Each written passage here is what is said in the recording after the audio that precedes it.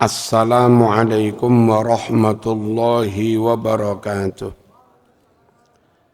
Bismillah, walhamdulillah, wassalatu wassalamu ala rasulillah, Sayyidina Muhammad wa ala alihi wa sahbihi ajma'in, amma ba'd.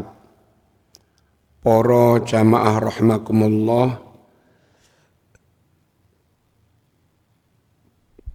fungsi dan pentingnya pemerintah, tentu juga negara, dalam pandangan Islam niku sangat penting.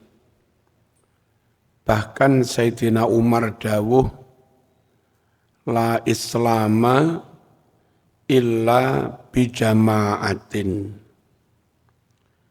wala jama'ata illa bi imaratin wala imarata illa bi ta'atin. Islam enggak akan kuat, enggak akan benar-benar eksis. Ajaran Islam pun tidak bisa diamalkan dengan sempurna tanpa ada kekuatan komunal, tanpa ada kekuatan jamaah. Dewe-dewe enggak akan kuat. Dan kekuatan komunal jamaah itu belum ada artinya kecuali diikat dalam wadah namanya negara. Kalau organisasi tok, kayak adanya NU, Muhammadiyah, ya lumayan. Tapi belum bisa maksimal karena kewenangan pengurus organisasi kepada anggota dan warga organisasi tidak seperti kewenangan dan kekuatan negara yang punya aparat, punya dana, dilindungi hukum, dan maaf, ada kekuatan senjata juga.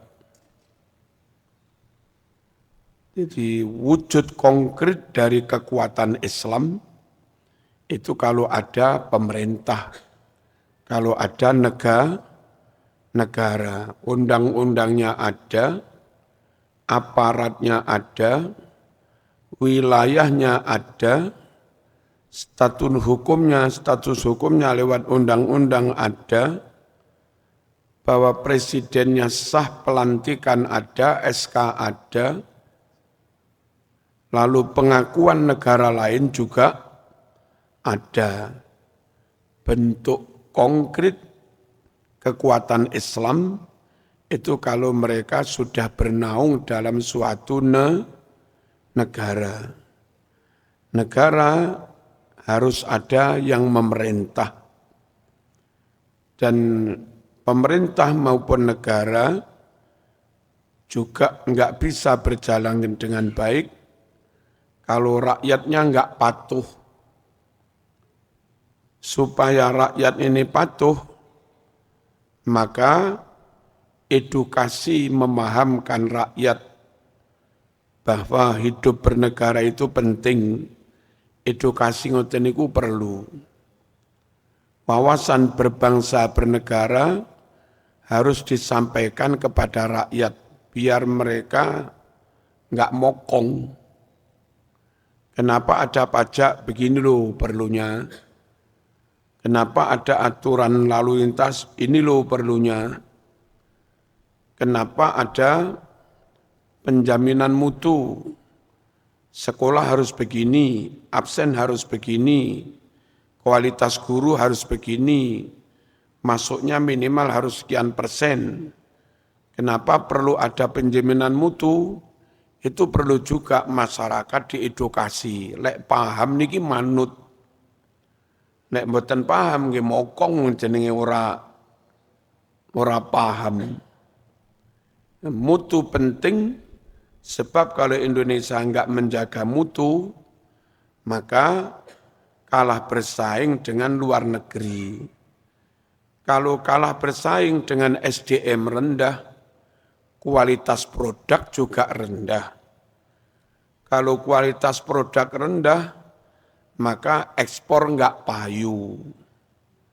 Kalau enggak payu, pabriknya tutup. Nah, ngoten niku pemahaman ngoten niku perlu disampaikan kepada warga. Allahumma shalli ala sayyidina Muhammad. Kenapa harus ada kedisiplinan biar kita SDM kita unggul diakui dunia. Syukur dalam hal IPM, indeks pembangunan manusia, kalau bisa Indonesia itu menengah ke atas. Kalau Indonesia IPM-nya sudah menengah ke atas, Jepang mengakui SDM Indonesia bagus-bagus. Dubai mengakui SDM kita bagus-bagus. Jerman mengakui begitu. Maka sarjana Indonesia, apalagi master, laris manis dikirim kemana-mana. Dan itu makmur untuk mereka juga, gitu loh. Paham ngeten iki? Enggak mungkin ada kekuatan tanpa ada negara dan pemerintah. Pemerintah enggak bisa efektif tanpa ada kepatuhan. Dan kepatuhan itu sulit kalau rakyat enggak paham. Maka memahamkan, mengedukasi itu menjadi penting.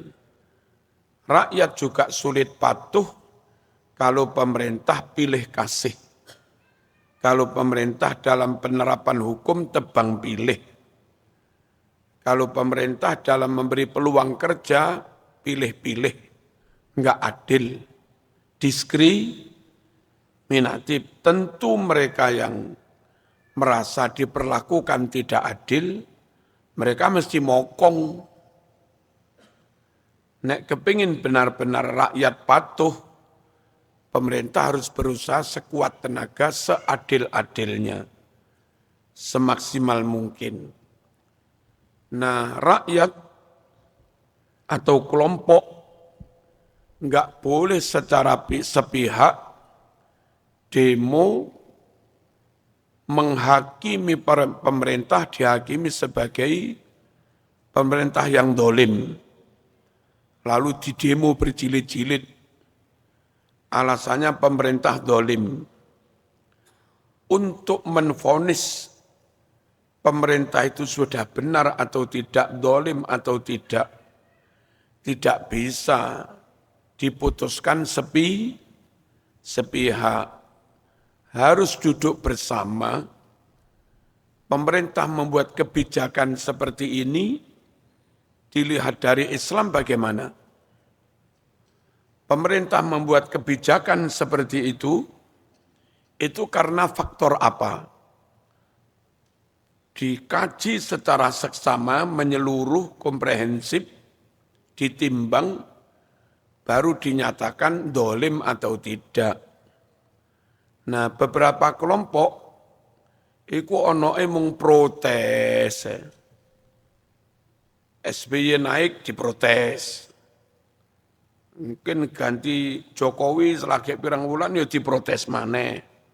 Dolim tidak adil, dolim tidak adil. Berisik, resek, ngarakno rame tok ae. Prabowo sik durung apa-apa wis diarani dolim. Karena kadang-kadang kelihatan merugikan ini, tapi dalam rangka menyelamatkan kepentingan yang lebih besar. Tentu begitu itu tidak dolim. Nyuwun sewu, ini kali ini ditutup bangunan. Gara-gara ketutup bangunan ini akhirnya sering banjir. Korbannya ribuan kakak. Lalu pemerintah memutuskan bangunan ini harus dibongkar. Dibongkar itu dia bangunan itu legal apa ilegal. Kalau legal dibeli tanahnya dan harus mau untuk kemaslahatan umum. Lalu sesuai dengan harga yang pantas. Kalau misalnya ilegal, ya nggak bisa minta ganti rugi. Ya paling-paling hanya pesangon di sakmene ki bangun kono. Menedok. Nah itu mesti ada satu dua yang merasa dirugikan. Tapi nggak kena lalu pemerintah ini diarani dolim. Karena itu terpaksa dilakukan, pertama kamu ilegal, yang kedua bangunanmu merugikan orang banyak. Ketika orang ini bengok-bengok, dolim, nggak bisa dibenarkan. Nah kelompok-kelompok tertentu dari yang ngaku nasab tertentu, itu senangnya bengok-bengok senengane. Langsung menvonis dolim. Mestinya duduk bersama MUI, mereka, NU, Muhammadiyah, tokoh-tokoh menimbang kebijakan yang diambil pemerintah itu dolim apa enggak, benar apa enggak. Ojo dihakimi sepihak. Sekali lagi, kekuatan itu kalau ada negara dan pemerintah yang efektif. Pemerintah nggak bisa efektif kalau nggak ada kepatuhan. Kepatuhan nggak ada kalau rakyatnya nggak paham. Dan pemerintahnya nggak adil.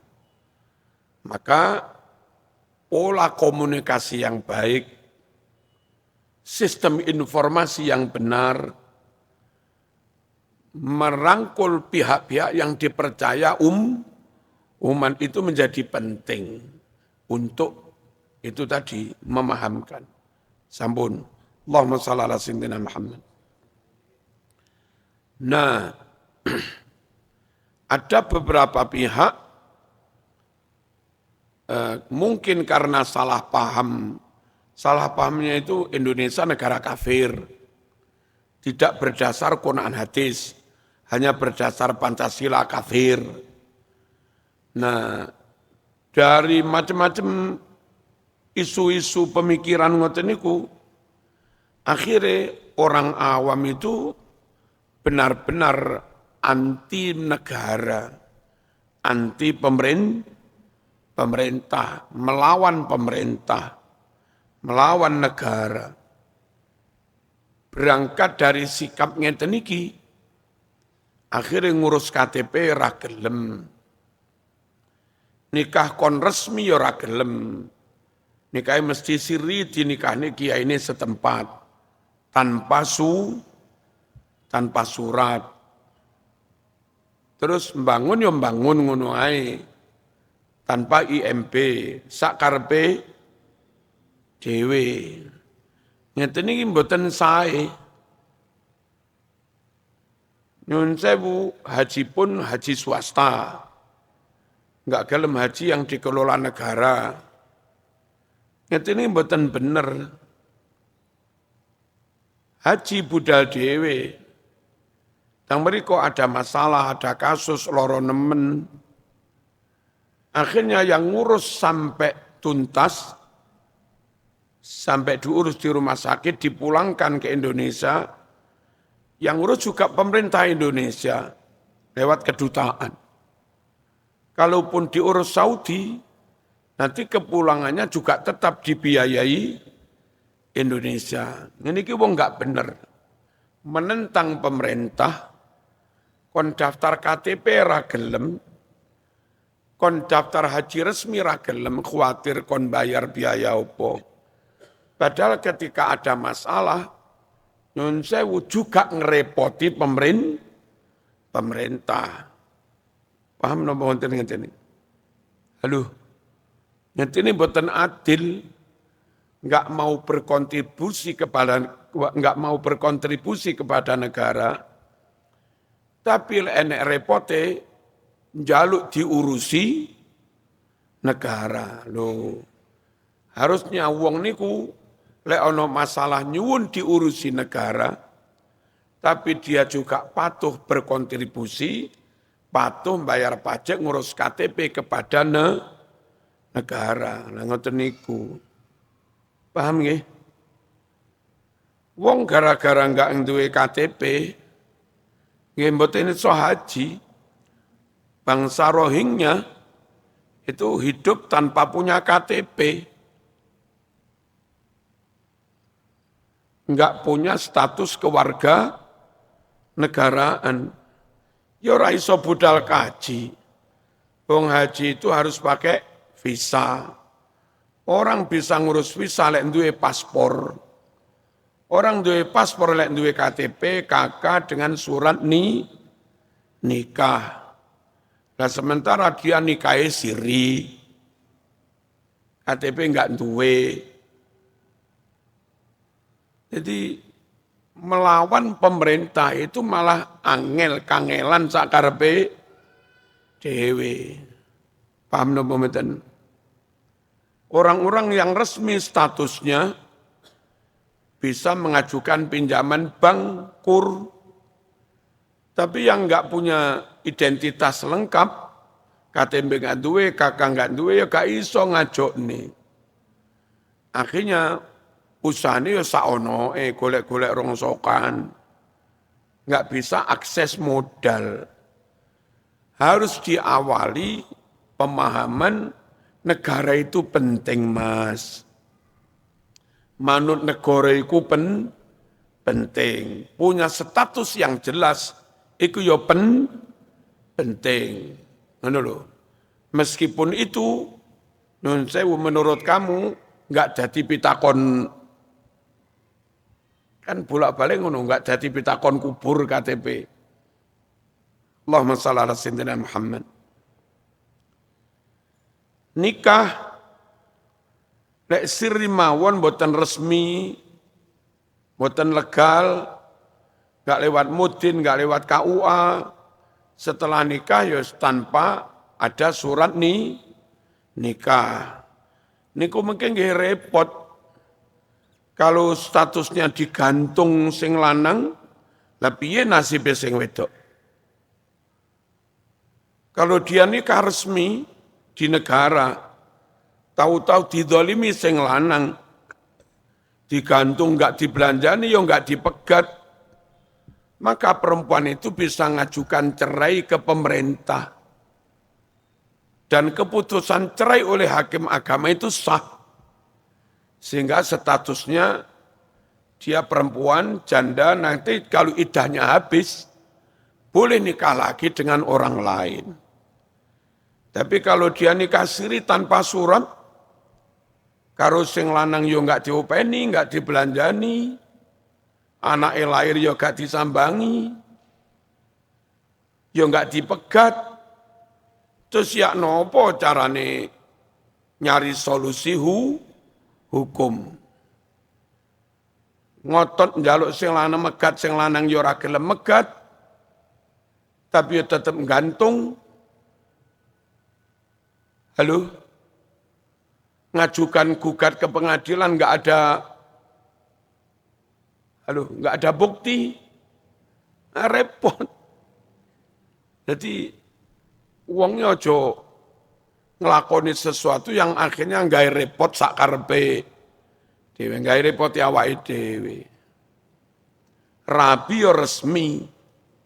Aja kok rabi terus apa iku mau? Sirri, Allahumma shalli ala sayyidina Muhammad. Lalu sulit sekali orang nikah siri itu jujur. Mesti ditutup-tutupi. Ada tokoh penting pejabat kita itu, pas punya istri saya haji, itu ada orang cantik banget, tapi bertato, haji jadi petugas. Lah kok bisa wong wedok bertato, enggak ngerti manasik, kok bisa lulus jadi petugas. Ternyata itu istri sirinya seorang pejabat. Nah, si pejabat itu mesti menutup-nutupi. Khawatir konangan buat tua. Nah ya toh? Khawatir konangan masyarakat. Posisi itu dimanfaatkan oleh istri yang enggak resmi ini. Mas, saya minta 1 miliar. Lek ora aku bengok ning medsos lho. Jenenge pejabat, Mas, wedi banget lek bojone bengok. Bojo sing resmi boro-boro diwe dhuwit 1 miliar. 50 juta, enggak pernah. Tapi dengan status enggak jelas itu malah bisa narget 1 miliar, Mas. 1 miliar, Mas. Lek enggak aku bengok loh. Apalagi kadang istri yang enggak resmi itu dipasrai kon mengelola hasil korupsinya. Aku gak no omah Mas, 5 miliar. Lek gak, aku bengok loh. Barang-barangnya lek ra jelas ya ngono kuwi. Akibatnya ruwet ngoten. Nek cara kalimat teng hikam, man asraqat bidayatuh, asraqat nihayatuh. Wong kuwi lek dari awal padang, clean. Sak teruse perjalanannya ya padang. Surat beres, sembarang beres.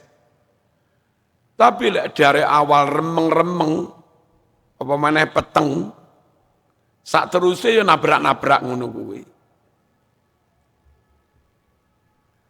Beberapa hari ini medsos diramaikan dengan kasus nikah siri bojone bengok-bengok. Wah, pusing.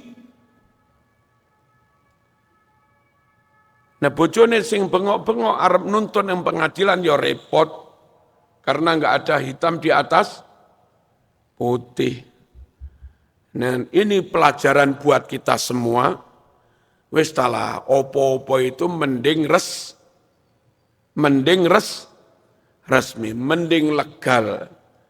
Dan itu bentuk kepatuhan kita kepada negara. Dan kalau kita ikut patuh, manut, kompak, maka kita telah berjasa itu ikut memperkuat persatuan Islam.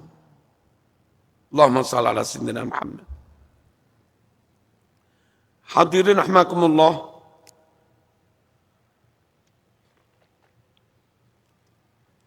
Kiai kados kula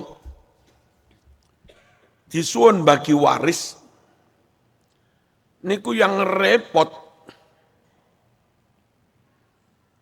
Kalau waris kami bagi, wis sakmene. Merono ana wong teko, kula niki nggih garwane Kiai. Lagi niki nggih anake almarhum. Tapi nikahnya siri. Secara legal formal, saya enggak bisa memberi bagian warisan kepada dia. Wong enggak ono surate. Tapi saya juga yakin bahwa ini memang yo bojone secara syar'i. Iki yo anake secara syar'i. Biyen sing ngrabekne sapa? Kiai niku. Kula telepon, leres biyen jenengan ngakati niki. Nggih. Secara syar'i anake.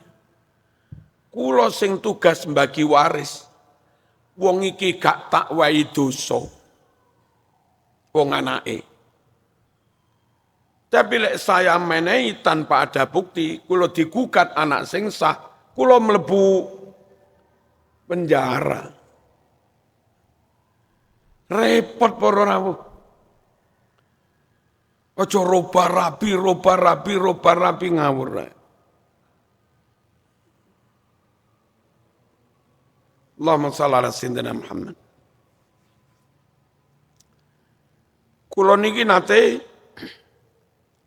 disowani Ustadzah sinten nek mboten lempat Mergosono Gang 7. Ke rumah ngantar anak terlantar. Anak wedok ini umur sekitar 12, uripe ning alun-alun kono, urip saonoe anak terlantar. Kondisi hamil.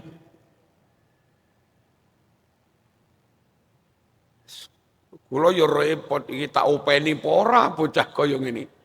Ora tak openi ku yo dititipno kat. Piye repot. Akhire nggih pun mboten napa-napa kula openi. Terus bocah niki wangsul teng Mergosono kira-kira 10 hari. Balik teng kula niku sampun keguguran. Jadi kula openi wis enggak hamil. Kula sekolahane diulang Quran sampai lancar maos Quran ya sregep salat. Nah, bapakmu iku sapa alamat endi? Itu kok Kiai, bapak kula nate rabi teng Blitar. Bapak kula nate rabi teng Lumajang.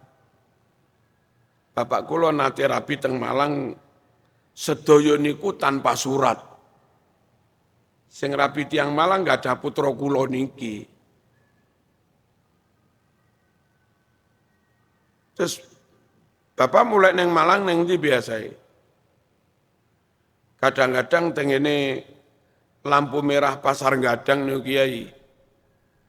Mados penumpang ngoten niku lho, nyebrangne tiang.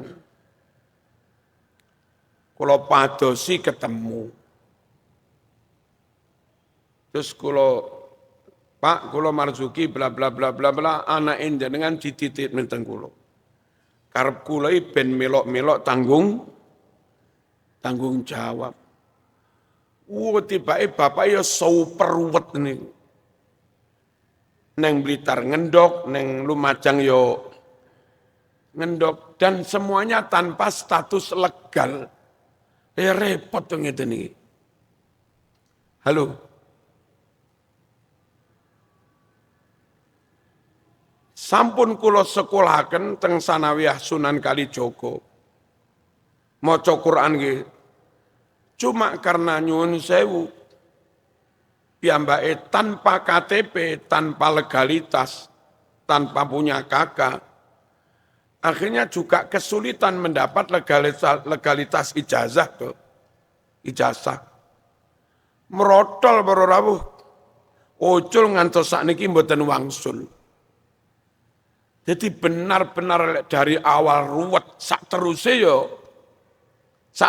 yo ruwet ngono kuwi. Niki wawasan kangge jamaah. Ayo negara niki dipatuhi.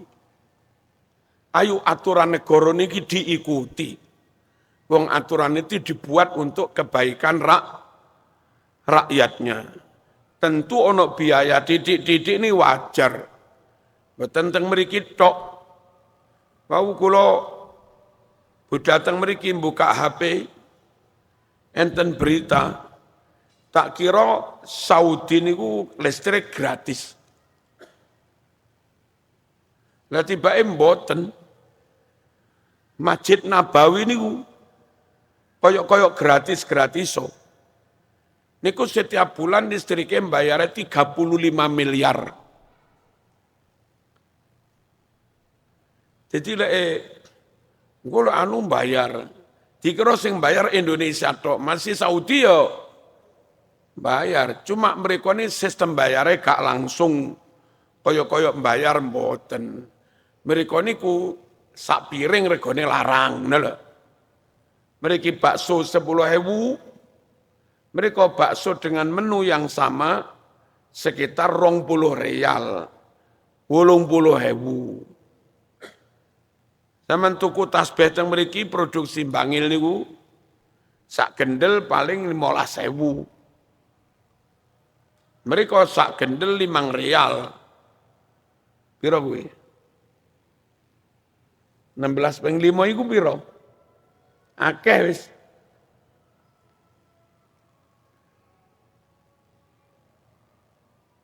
Zaman tuku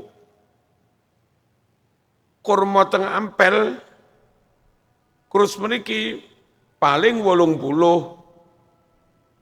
Kurma ajwa. Tuku teng Arab mereka, setidaknya 50 rial sing rada murah-murah kuwi. 50 rial 200.000. Mereka kaya-kaya Arab iki lho rene bayar pajak. Iya, tapi barang-barang larang. Lah negara ngambilnya dari persentase harga mahal niku. Masjid Nabawi kalau kota amal kok iso bayar. Ngawur ae. Wong ke Saudi itu bayar visa. Visane gak murah Mas, paling saiki ya 1,5 juta sampai 2 juta. Ping jutaan jamaah. Dari pemasukan visa itu triliun Mas. Nah triliun ekor bayar listrik 35 miliar ya enteng Mas. Nah Indonesia modele niki bayar. Tapi sembarang barang ya murah. Mriki pecel 7.000 ana ora mriki. Isuk-isuk pecel 7.000 enten mboten? Napa 6.000?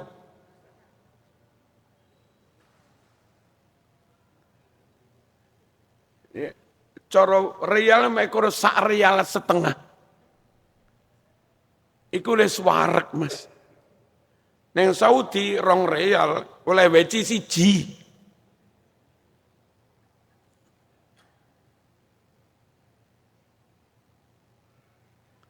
Mriki dadak daftar neng KUA. Sakjane nggih gratis tapi mungkin ana biaya titik-titik. Cuma mas kawine 500.000.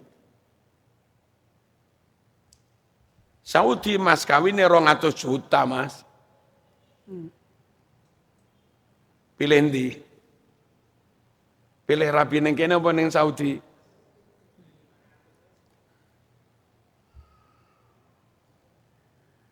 Ojo kok gara-gara neng kene bayar terus akhirnya sampean menentang negara. Ojo. Pun dihitung kali pemerintah rakyatku kemampuan ekonomi ini sakmene. Mending di model titik-titik bayar titik mawon, tapi sembarang barang rego yo murah. Daripada ketorone gratis tapi harga-harga mahal. Allahumma shalli ala sayyidina Muhammad. Teng mriki ngontrak mbayar 500 seono. Ngontrak kamar lho. Nggih. Bayar 1 juta wis rada apik. Teng mriko bayar kontrakan sekitar 6 juta. Teng mriki guru MI gaji 400.000 lemu-lemu. Nggih. Pegawai takmir ngeten iki gaji 1 juta, 1,5 juta lemu-lemu. Apa gajine titik tapi barang-barangmu murah. Adik bolak-balik genduren oleh berkat. Neng Saudi gaji larang tapi rausum berkat. Halo. Mereka gaji 7.000 iso mati ngadeg. Mati keluwen. Mereka gaji guru MI 500.000. Lemu-lemu Mas, makmur. Ayo tetap patuh kepada negara. Ojo sampai ikut-ikut gerakan senengane anti negara, menentang negara. Kek doyo engko lek ana apa-apa yo Sing bantu yo negara. Ngene wong kados kula critakne. Haji karepe pribadi moh melo negara. Bareng ning kono lara ketangkep polisi Saudi. Tiba yo bengok-bengok nyuwun dipulangkan oleh kedutaan Indonesia. Sing ngetokne dhuwit sapa? Negara ta?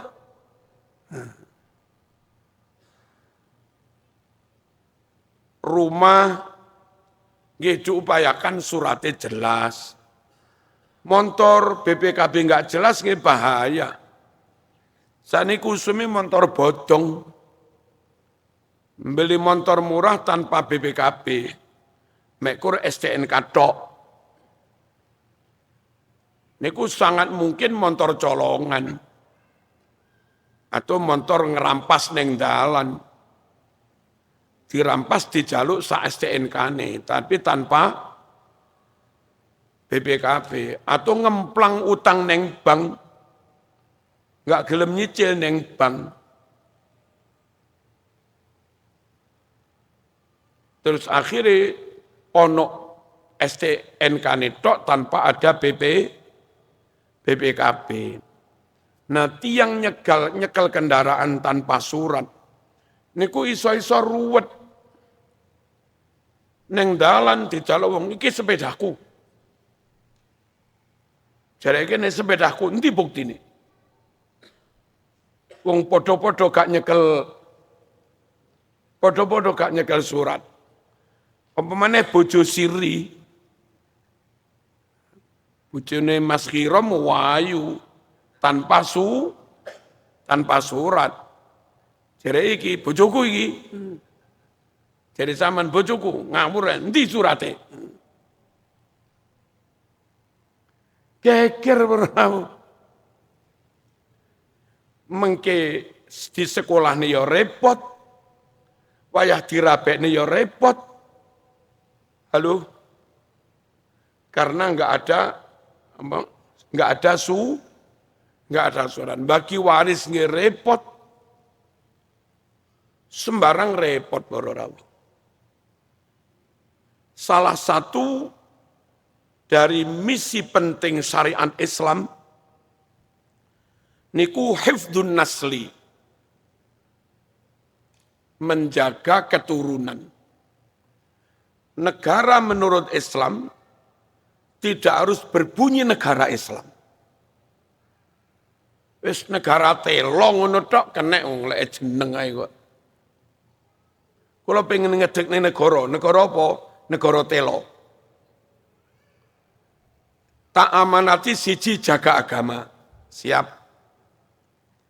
Jaga akal sehat, siap. Jaga keturunan, siap. Jaga harta, siap.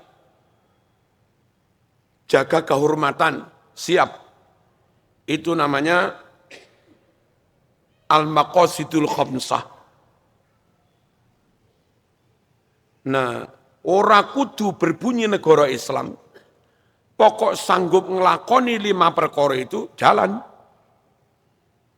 Indonesia niki negara yang enggak harus berbunyi negara Islam. Tapi insya Allah 5 titipan amanah niku dilakoni. Meskipun belum bisa maksimal. Pertama, amanah jaga agama. Terus terang berorawuh, pola cara menjaga kehidupan agama Islam. Seperti yang ada di Indonesia, berkolaborasi antara pemerintah lewat depak bersama kekuatan masyarakat. Ada NU, ada Muhammadiyah, macam-macam bareng ngopeni lan njogo agama. Ternyata niku lebih efektif daripada model Malaysia full kerajaan yang menghandle agama. Model Saudi full kerajaan yang menghandle agama. Kerajaan itu loh personilnya terbatas, SDM-nya terbatas, dananya juga terbatas. Akhirnya enggak mampu Malaysia turun nomor rawuh persentase muslime. Malaysia ini garis sekitar 63%. Sementara Indonesia kolaborasi yo pemerintah, yo masyarakat, ada NU, Muhammadiyah, ada MUI, ada majelis-majelis, ada pondok-pondok, ada tahlilan, ada kenduren, ada macam-macam.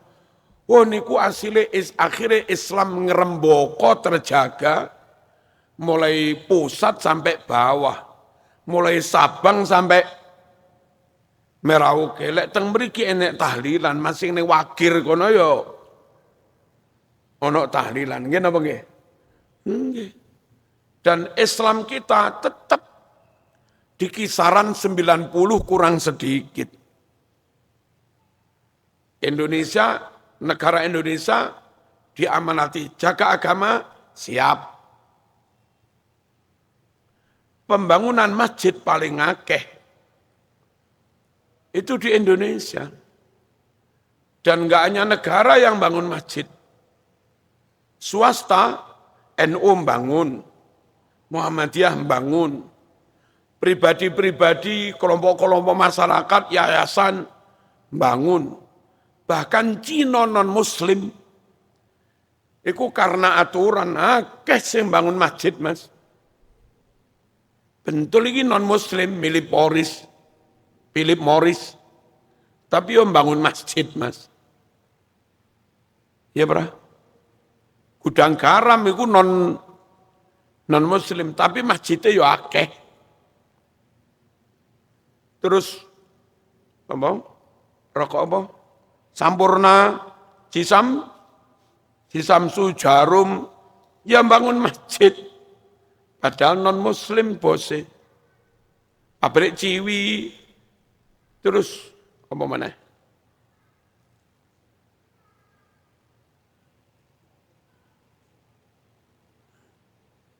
Apa? Bumbu ya apa? Micin nih. Sasa, yang bangun masjid, Mas. Wong pabrik bir yang bangun masjid. Ya mungkin mereka nyambut gawe kuno kepeksa. Wong yo dibayar. Dan karyawan ya akeh muslime. Kula niku pas lewat mlebu teng gang-gang Surabaya. Enten masjid tulisane gede Masjid Bir Ali. Bir Ali itu kalau bahasa Arab Bi'ru Ali. Masjid sumurnya Ali bin Abi Thalib. Masjid Bi'ru Ali. Mocone Bir Ali. Neng Surabaya yo ono masjid Bir Ali. Tapi milik masjid milik pabrik. Ya nopo ngene. Privat itu bose banyak non-muslim pemegang saham. Tapi duwe masjid 17, Mas. Jadi perintah pertama Joko Agomo. Indonesia pinter, Mas. Duduk negara tok sing bangun, duwe sapa? Swasta terlibat, bahkan non-muslim bisa terlibat bangun masjid. Bentul rambangun masjid tutup kalau pemerintah. Itu haknya karyawan. Ya. Sampurna enggak bangun masjid, tutup. Enggak memenuhi hak karyawan. Ya, menang aturan. Kewajiban kedua, jaga akal sehat. Nusewu negara Islam yang paling sukses melaksanakan pendidikan, meminterkan warganya, itu Indonesia. Tolok ukurnya kalau itu pendidikan agama. Arek-arek podo apal alfiyah, podo apal Quran. Itu yang banyak anak-anak Indonesia, Mas. Arek Timur Tengah apal alfiyah sopo. Kalau menang olimpiade internasional, matematika, sains, IPA, robotika, perwakilan dari negara Islam yang bolak-balik menang ya Indonesia. Saya belum pernah dengar anak Saudi menang robotika, enggak. Nggak pernah. Pemenang fisika anak Yaman belum pernah, Mas. Halo? Halo? Loh? Halo, Poregi? Terang-terangan naik. Hifdzul akli, jaga mengembangkan pendidikan. Indonesia sangat bertanggung jawab. Meskipun belum bisa maksimal. Terus, hifdzun nasli, jaga keturunan. Petugas nikah, supaya keturunan orang bapak isopo jelas, ibu isopo jelas, anak isopo jelas, tercatat semua, iki karo iki mahram apa ora, iki karo iki ada hubungan ahli waris apa enggak, catat itu keturunan. Indonesia tertib berawuh, kalau ada 1-2 yang enggak tercatat, wonge sing mokong. Nyolong. Allahumma shalli ala sayyidina Muhammad. Saudi ini sik kuatah tiang nikah di bawah tangan. Dan repotnya kebiasaan itu mereka bawa, mereka ke Bogor, ke puncak. Kebiasaan itu dibawa. Ben ora zino nikah sik. Mari ngono liburan yang puncak Bogor kono 2 wulan mulih bojone dipegat. Mau meteng bora gak urus wis. Makanya teng puncak mriko lek zaman mriko ada beberapa anak berwajah Arab. Lah ngono kuwi niki ngruweti ngeten iki. Anak tanpa catatan. Anak tanpa legalitas. Akhirnya yang turun tangan juga negara. Bapak sing duwe bibit enjoy mulih nang Arab kono. Halo. Indonesia sangat paham betapa pentingnya menjaga keturunan. Makanya ada Departemen Agama, ada Pengadilan Agama, ada KUA, ada Pak Mudin, macam-macam. Terus, Nun sewu, hifdzul mal, jaga harta, utamanya harta yang bernilai tinggi. Indonesia mobil, motor harus punya, ada BPKB, untuk melindungi hak kepemilikan. Tanah kudu ono SHME, atau lek ning desa sik petok D. Apa cek ono bukti kepemilikan nggak bisa diambil alih orang lain. Bangunan kudu ono IMB-ne, cek enten bukti ini. Nah masyarakat manuto, karya ilmiah ada hak ciptanya, supaya dilindungi nggak diplagiasi orang lain. Ngoten niku, Indonesia sangat tertib para rawuh. Terus yang terakhir, hifdzul irdi, jaga kehormatan. Makanya aslinya Indonesia itu gak iso saenake dhewe ngilok-ngilokne wong. Saenake dhewe mitnah wong. Untungnya sing difitnah iki sabar. Gus Dur diilok-ilokne buta mata buta hati meneng. Andai itu biar Gus Dur gugat kena pencemaran nama baik, dan pasal itu penting untuk melindungi harga diri orang. Ben boten di napa? Ben boten di fitnah. Moro-moro rame-rame dibuli, dipersekusi. Untungnya sing dibuli menengai ngalah sabar. Itu andai dianggukan ada pasalnya. Pelecehan apa? Pencemaran nama baik niku. Nah, kadang tiang niku enggak gelem patuh kepada negara Indonesia. Alasannya Indonesia enggak Islami, negara Pancasila. Tak jawab, Mbuh mau arani negara Islam apa enggak. Tapi yang jelas 5 amanah syariat Islam itu di Indonesia dilaksanakan dengan baik. Meskipun belum maksimal, perkara kurang makmur, jangan dikira Saudi makmur semua. Nah, zaman ruwe mek kurang Mekah hotel dur-dur. Zaman nggak ngerti hotel itu tiba-tiba milik orang Amerika, Mas. Manggen ning Saudi sing sugih ya bos-bos Amerika itu. Saman pengen roh Saudi dhewe. Neng desa-desa badui-badui niku. Ya luwih ngenes timbang wong blimbing dodol gorengan, Mas. Mereka mungkin megang duit, tapi hidup berteduh. Wis neng tenda ngono tok apa anane.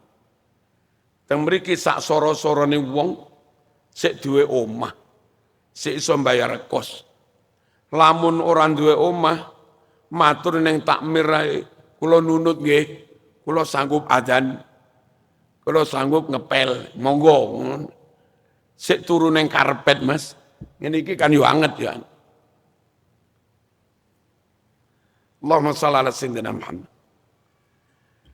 Pun intine 2 hari ini rame kasus ruwet antara suami istri tapi nikah siri. Pelajaran buat kita semua, ayo mengikuti aturan yang ada. Ayo kita hormati pemerintah. Ayo kita support, kita dukung NKRI harga mati. Kalau negara ini kita dukung dan tetap eksis para rawuh, negara ini kuat, nyun sewu, jenengan urip ya penak. Mangke 50 tahun ke depan, buyut panjenengan, urip ya tetap penak. Dilindungi oleh negara. Lek negara ini mau serang terus, mau ilok-ilok ini terus, mau kafir-kafir ini terus, rakyat umat jamaah mau doktrin Indonesia negara kafir, suwe-suwe semakin banyak rakyat Indonesia yang melawan bangsanya sendiri, yang menentang negaranya sendiri. Dan kalau semakin kuat, semakin banyak mereka yang marah melawan negaranya sendiri, disulut isu sedikit, derwis, perang saudara. Lelek perang saudara remek kabeh. Menang jadi arang, kalah jadi apa? Kalah jadi abu, podo remek. Sakniki Sudan perang saudara. RPF opo ya? Kalau mboten ngerti. Mereka membunuh berapa ribu rakyat. Ini kelompok nomor. Akhirnya pihak tentara resmi negara enggak terima, juga mengirimkan pasukan pesawat tempur membunuh mereka juga. Kayak podo Sudane, podo Islami, podo la ilaha illallah. Sing kelompok niki didukung Rusia, sing kelompok niki didukung Amerika. Rusia bati senjatane payu, Amerika bati guyang-guyu senjatane payu. Wong Sudan ngono iku lho Mas, lek perang saudara. Ampun. Ngoten nggih. Jamaah sabilillah kudu tetep NKRI harga mati. Niki wakaf dari Mbah Maskur. Mbah Maskur dapat wakaf ini karena Mbah Maskur iso wakaf ini dapat hadiah dari negara. Kenapa Mbah Maskur dapat hadiah dari negara? Karena Mbah Maskur ikut memperjuangkan kemerdekaan Mbah Mas'ud itu pimpinan pasukan sabilillah. Sampean enak di sabilillah, jamaah di sabilillah, nyaman di sabilillah, ini hasil jerih payah pahlawan nasional membela negara NKRI. Dadak sampean neng kene ceramah anti Pancasila, tak kampleng sampean.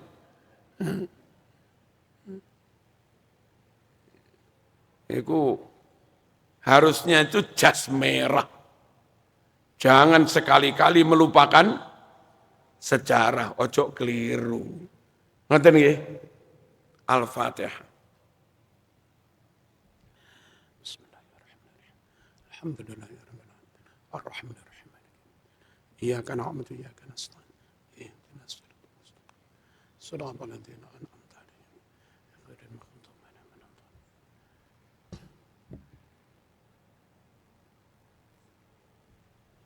Alhamdulillahi rabbil alamin. Allahumma salli wa sallim ala sayyidina Muhammad wa ala alihi wa sahbihi ajma'in. Rabbi fanfa'na bi barakatihim wahdinal husna bi hurmatihim wa amitna fi tariqatihim wa mu'afatim minal fitan. Wa sallallahu ala sayyidina Muhammad walhamdulillahi rabbil alamin. Amin. Assalamualaikum warahmatullahi wabarakatuh.